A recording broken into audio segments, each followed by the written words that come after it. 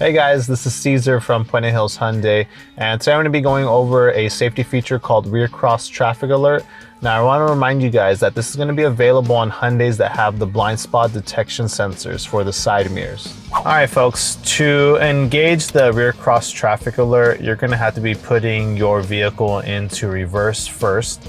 And when you're leaving your parking spot or driveway or just going in reverse, if there's a car behind you coming from the left or the right hand side, you will hear a warning sound from your car, and you will also see on your screen what side the vehicle is coming from behind you.